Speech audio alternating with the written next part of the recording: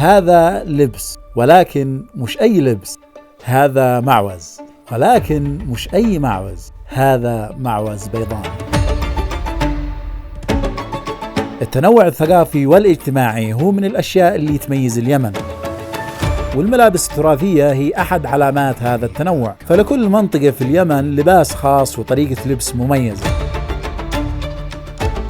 والمعوز هو أحد الملابس التراثية المنتشرة في أكثر من منطقة في اليمن، ولكن لكل منطقة معوز خاص. فهذا مثلا المعوز الحضرمي، وهذا المعوز اللحجي، وهذا المعوز الشبواني، وهذا المعوز التعزي. أما هذا فهو المعوز البيضاني، ومثل ما هو واضح المعوز البيضاني يتميز عن باقي المعاوز على عدة مستويات. المستوى الأول الشكل والتصميم، المستوى الثاني جودة الخامات، المستوى الثالث الألوان. وخلينا نتحدث يا أبو شامخ عن آخر حاجة ذكرناها وهي الألوان. مثل ما أنت شايف المعاوز الأخرى فيها ألوان كثيرة، بعضها يحمل 7 أو 8 ألوان، تلقاها ألوان داكنة وفاقعة، وبعضها مزعج للعين. بينما المعوز البيضاني ألوانها قليلة وهادئة ومتناسقة. بالنسبة للمواد الخام المستعملة في صناعة المعوز البيضاني، هي من أجود وأفخر الخامات في الأسواق. هذا بسبب أن المعوز البيضاني يتميز إلى درجة أنه أصبح مطلوب من قبل الفئات الذي عندها قدرة شرائية، وهم المغتربين ورجال الأعمال وغيرهم. لذلك نستخدم في صناعته خامات ذات جودة عالية، ويوجد نسخ جودتها عادية وأسعارها منخفضة. ولكن الصنف السائد والأكثر إنتاجا من المعوز البيضاني هو الصنف الفاخر. مثل ما أنت شايف المعوز البيضاني يتميز بنكشات وتصاميم خفيفة وأنيقة في نفس الوقت. يتكون المعوز البيضاني من صامفة في الأسفل، وبعدها نكشة متناسقة ومساحتها صغيرة، وبعدها مساحة فاضية وتسمى الباطنة، وهي الجزء الأكبر من المعوز. وفي الطرف هذه النكشة التي تكون تحت الجنبية وتسمى